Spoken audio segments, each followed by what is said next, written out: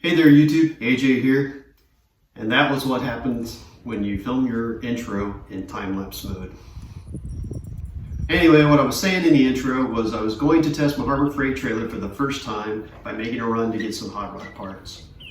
I was also explaining that it was late May and the whole week before I went to get these parts, it had been like pushing 90 degrees, so I had to top off my Jeep and everything was really warm, and then the morning I get up to go on the run, it was only 52 degrees, so it was pretty cold. That's why I was bundled up and looking the way I do in the video. So more on the hot rod parts later in the video, but for right now, let's talk about the Harbor Freight trailer. Getting it in and out of the garage isn't that bad. The caster wheels for when it's folded up are pretty small, so they get caught on little cracks pretty easily and it feels a little tippy. So it would definitely be better to have two people to move it around and to set it up, but I don't have another person to help me, so I had to do that all on my own. Each time that I do set up the trailer or put it away, I learn a little nuances about how to make it easier. One trick I did learn was after you put the tongue up and you're going to unfold it, both setting it up and folding it up, I learned to take and tie the bottom half of the trailer in more of a horizontal position. That way you kind of use it as a counterbalance as to when you're pulling it up and setting it down. Makes it a lot easier. Other than that, set up and tear down goes pretty smoothly.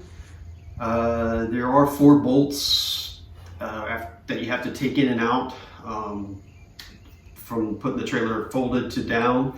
Folding the tongue up and down it's got 2 hitch pins that work for that, so that's quick and easy. The 4 bolts take a little longer, and 2 of them are pretty easy to get to, and 2 of them are a little more difficult. You actually have to kind of lay under the trailer. So other than that, it's pretty straightforward.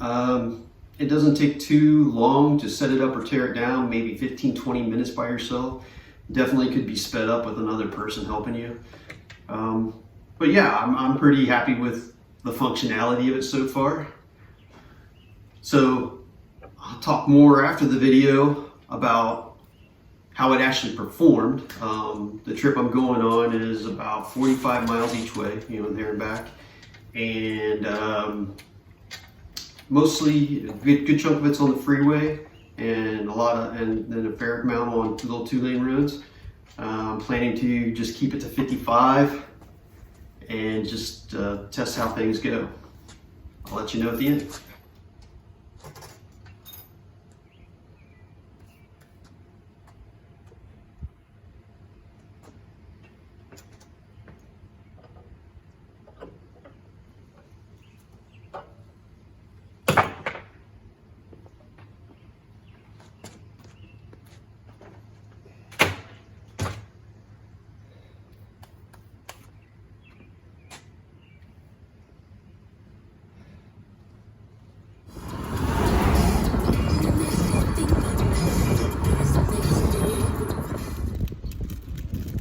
Okay, so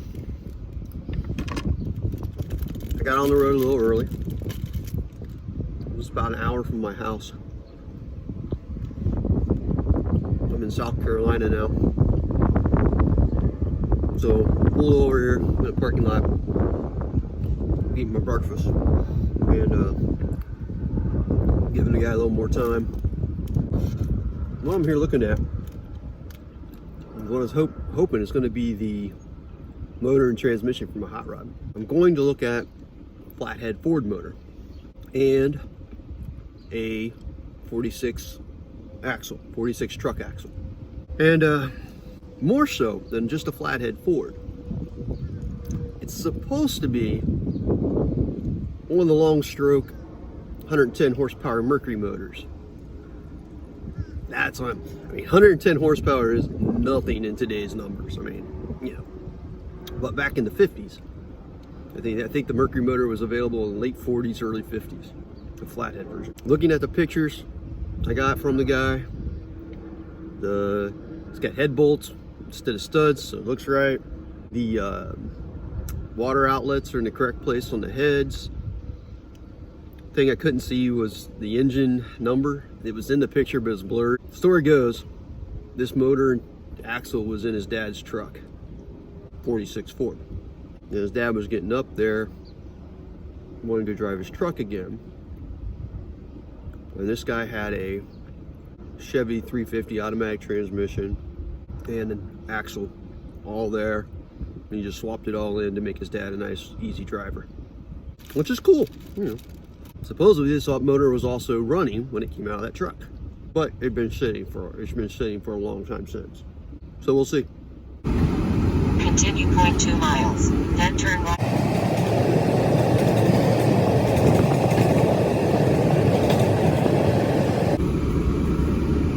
Arriving at Adrati, on left.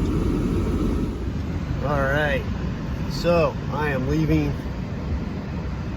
the place where I just bought 2 flathead Ford motors, one with the transmission and clutch and all that. 46 Ford rear end. I got the radiator, engine mounts, clutch pedals, brake pedal, master cylinder, all kinds of parts. Wheels.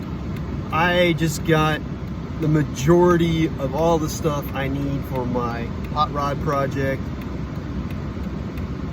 Granted, a lot of it's going to need rebuilt and cleaned up and all that, but I've got the basis of a really good hot rod now. I am psyched. Pretty sure the one motor definitely is a Mercury motor. Not 100% positive. The only way to really tell for 100% is to measure the stroke, but I'm pretty confident of it. Even if it's not, it's still a good motor. Possibly might be able to get run like it is, not have to rebuild it. I don't know. Let's hope. Then this got another spare motor, which I think might be the original 46 out of the truck. It's definitely, I don't think that one's a Merc though, but it is still a good motor that I can, I might keep it for parts for now and then I can sell it later. So, stoked, happy. I mean, yeah. All right, so the Harbor Freight trailer made its maiden voyage. Gotta do something about the tongue jack. It's not working right. It's like when you put weight on it, it shifts around, so we gotta fix that. But other than that, it did pretty good. It's got probably capacity or more on there right now. This is the, what I think is a 46 motor, more on that to come. That's not the one I'll be using. In the middle is a 46 Ford truck axle. I will be using that.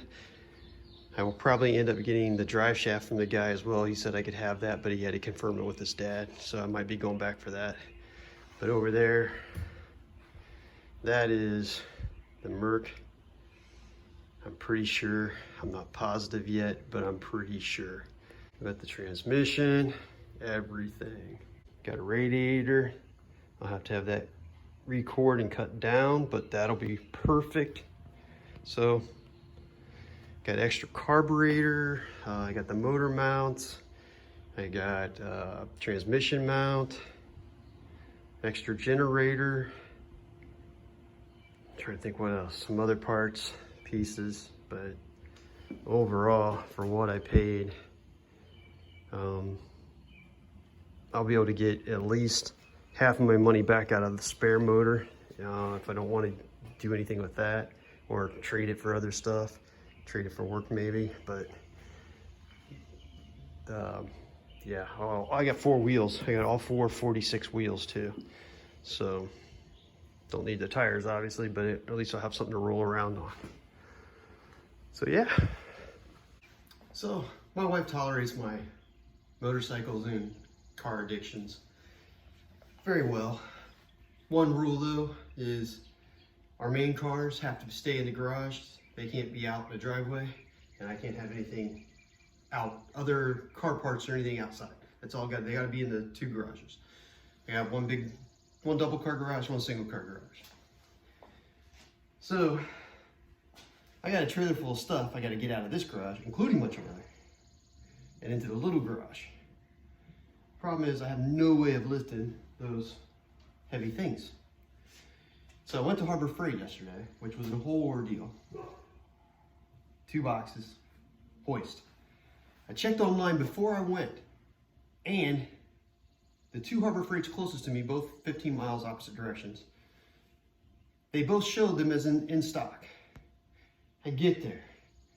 Well, they only have one of the 2 boxes. They don't have them both. They call the other store that's closer to me but the opposite direction, and it was showing in stock, but they had the same thing, only 1 box.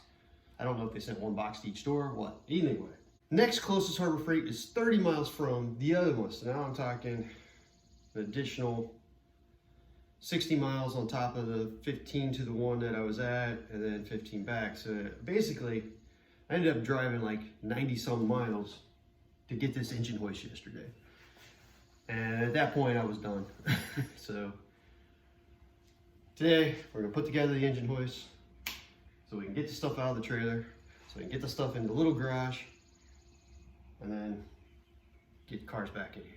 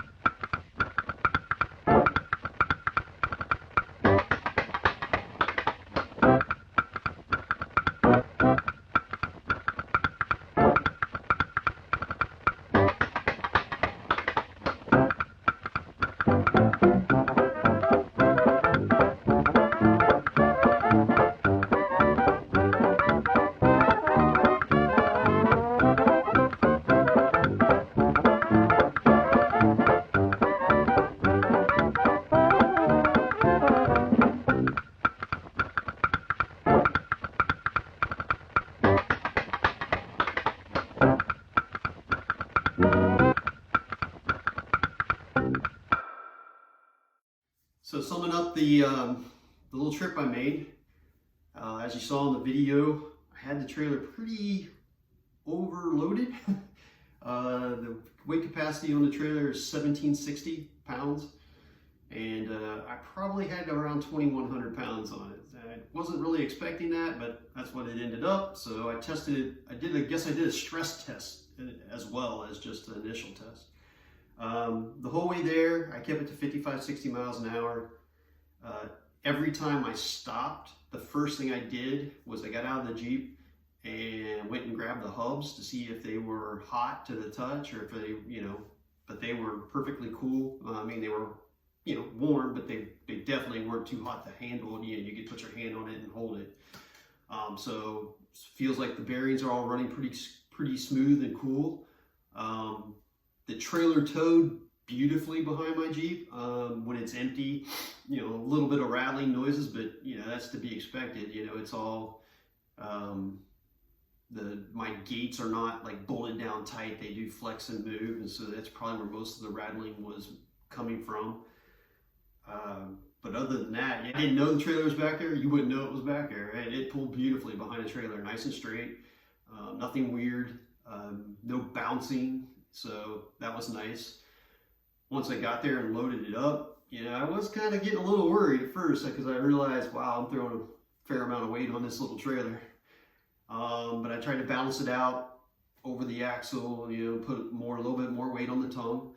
And it pulled really good on the way home. I mean, yeah, nice and smooth.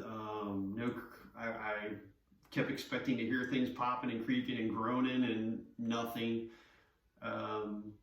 So I was happy. I did, knowing I was overloaded, I did keep it to 45, 50 the whole way back. The little trailer performed admirably. I have no regrets so far. So that's the update. I will have future updates coming up. I know I have at least 2 more trips, longer trips, progressively longer trips coming up. And I'll be back to let you know how it goes after that. keep following along to see the progress on my, not just for the trailer updates, but for the progress on my hot rod. I'm looking forward to that project. And till then, talk to you later, YouTube.